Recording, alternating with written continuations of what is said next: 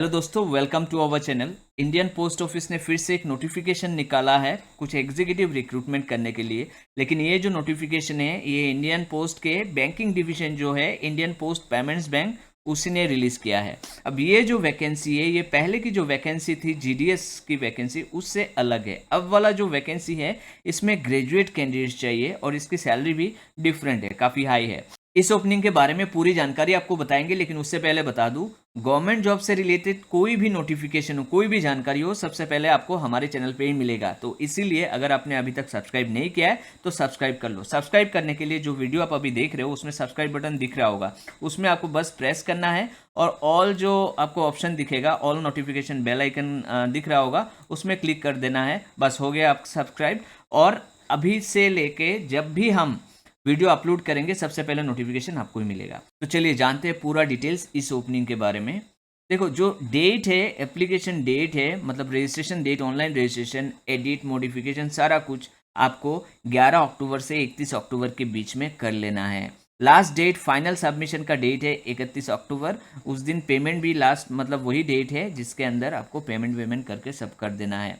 Apply करने के लिए आप जो है, आपको लिंक दिख रहा होगा, जो www.ipb ये ऑप्शन दिख रहा होगा ना, ये वाला वेबसाइट, इस वेबसाइट पे आपको, सॉरी, इस वेबसाइट में आपको जाना है और इसमें जाके क्लिक करना है। जैसे ही आप क्लिक करोगे ऊपर एक ब्लिंक करता हुआ लाइन आएगा, उसमें क्लिक करना है और फिर आपका फॉर्म सामने आ जाएगा आपके सामने। फिर उसको फिलअप करना है, सबमिट कर देना है, फिर ऑनलाइन पेमेंट करना है और फाइनल सबमिशन करना है, तो आपका एप्लीकेशन हो जाएगा। अब इसके बारे में पूरी जानकारी हम और जानकारी देते हैं क्या है इसमें।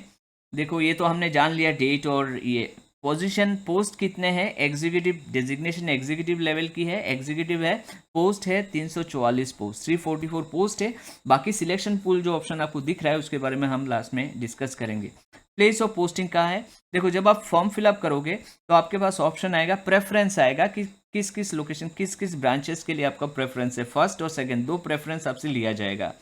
तो जहाँ जहाँ भी इंडियन पोस्ट पेमेंट बैंक की ब्रांचेस है आपकी नियर बाई, तो आप प्रेफरेंस में डाल देना जो आप प्रेफर करते हो, फर्स्ट प्रेफरेंस, सेकंड प्रेफरेंस।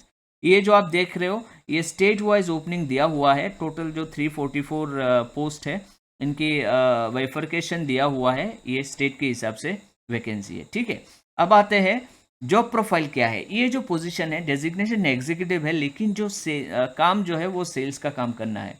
आप जो भी आपका प्रेफरेंस होगा, फर्स्ट प्रेफरेंस के बेसिस में ज़्यादातर फर्स्ट प्रेफरेंस वाले को ही सिलेक्ट किया जाता है। कुछ और रीज़न होता है जिस वजह से आपको फर्स्ट प्रेफरेंस वाला नहीं मिलकर सेकंड प्रेफरेंस, क्योंकि आपका जो फर्स्ट प्रेफरेंस होता है वो और भी बहुत सारे लोगों ने शायद उसी को ही फर्स्ट प्रेफरेंस दे रखा है और उनका मार्क्स आपसे ज़्यादा है तो उनको मिल जाएगा। तो आपका क्या है, फिर जाके सेकंड प्रेफरेंस में हो सकता है आपको मिल जाए, जो भी है।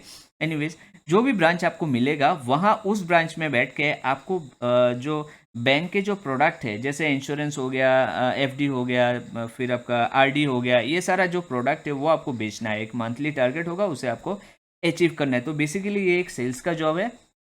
ठीक है, एलिजिबिलिटी क्राइटेरिया क्या है? देखो, एज लिमिट जो है वो 20 से 35 साल होना चाहिए और जो कैलकुलेशन होगा एज की कैलकुलेशन वो 1 सितंबर 2024 इस डेट कट ऑफ डेट है। इस डेट को ही आपको मैक्सिमम एज आपका 35 ईयर्स होना चाहिए। लेकिन अगर आप रिजर्व कैटेगरी से बिलोंग करते हो, जैसे SC ST OBC ऐसे ही, मतलब तो आपको रिलैक्सेशन मिलेगा। अगर SC ST हो, जो स्टैंडर्ड सेंट्रल गवर्नमेंट की नॉर्म्स है, SC ST हो तो 5 साल का, तो बेसिकली SC ST वालों को 35 + 5 मतलब 40 ईयर्स तक की अगर आपका एज है तो आप अप्लाई कर सकते हो। तो ऐसे ही रिलैक्सेशन के हिसाब से आप एज कैलकुलेट कर लेना और आप देख लेना अपनी एलिजिबिलिटी और अप्लाई कर देना अगर आप फिट बैठते हो।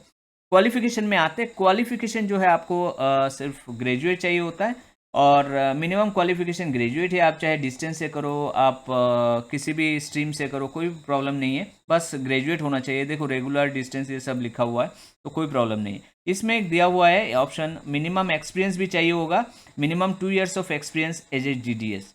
ग्रामीण डाक सेवक की मतलब इस पोस्ट के 2 साल का एक्सपीरियंस आपको होना चाहिए एग्जीक्यूटिव लेवल पोस्ट के लिए अप्लाई करने के लिए। तो 2 साल का एक्सपीरियंस एज ए GDS आपका होना चाहिए इसमें अप्लाई करने के लिए। अब आते हैं हम जो है पे एंड अलाउंसेस में। पे जो है आपका ग्रॉस सैलरी जो है 30,000 सैलरी रहेगी।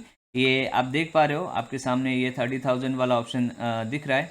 ठीक है, नेक्स्ट आते हैं तो ये तो हो गया पे अलाउंसेस के बारे में। टेन्यूर ऑफ एंगेजमेंट, तो शुरू में इनिशियली क्या है, इनिशियली आपको 1 साल के लिए हायर किया जाएगा, उसके बाद आपके परफॉर्मेंस के बेसिस में, ये जो दिख रहा है shall be for 1 year which may be reviewed for extension on year to year basis. उसके बाद क्या होगा, ईयर टू ईयर बेसिस में 1 साल के बाद जैसे आपका परफॉर्मेंस देखा जाएगा ठीक ठाक परफॉर्मेंस है, फिर क्या किया जाएगा, 2 साल के लिए और एक्सटेंड किया जाएगा, उसके बाद फिर से 2 साल, ऐसे परफॉर्मेंस रिव्यू किया जाएगा और एक्सटेंशन आपको मिलती रहेगी।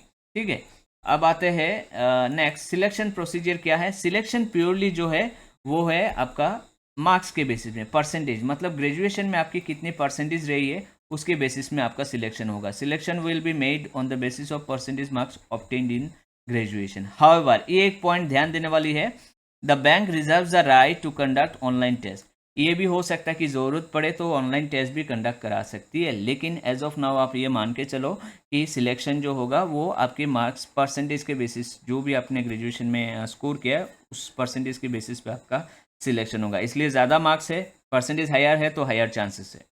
ठीक, फिर आते हैं यहाँ नीचे ऑप्शन आपको दिख रहा होगा, नीचे ऑप्शन दिख रहा होगा ड्यूरिंग डॉक्यूमेंट वेरिफिकेशन के टाइम पे क्या करना है आपको।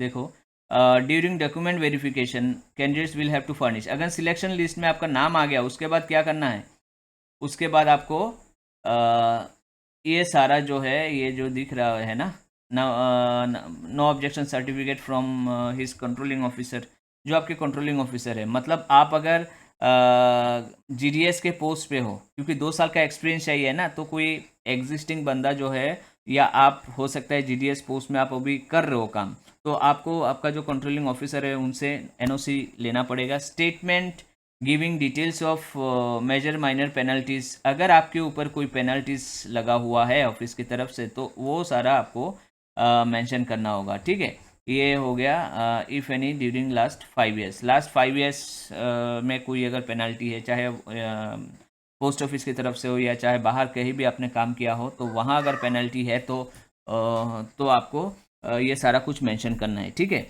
और vigilance clearance certificate from divisional head, divisional head से विजिलेंस क्लियरेंस सर्टिफिकेट लेना पड़ेगा अगर आप करेंटली जीडीएस के पोस्ट पे हो, अगर काम कर रहे हो जीडीएस के पोजीशन पे। ठीक है, फीस है 750 रुपीज़ आपको देना पड़ेगा। फॉर्म फिलअप करने के बाद ऑप्शन आएगा, फीस पेमेंट करने के बाद फाइनल सबमिशन ऑप्शन आएगा, उसमें क्लिक कर देना है तो आपका फॉर्म सबमिट हो जाएगा। तो ये रहा पूरी जानकारी इस ओपनिंग के बारे में। उसके बाद भी कोई कन्फ्यूजन डाउट होता है आपके दिमाग में आता है तो कमेंट बॉक्स में कमेंट करना, हम रिप्लाई कर देंगे।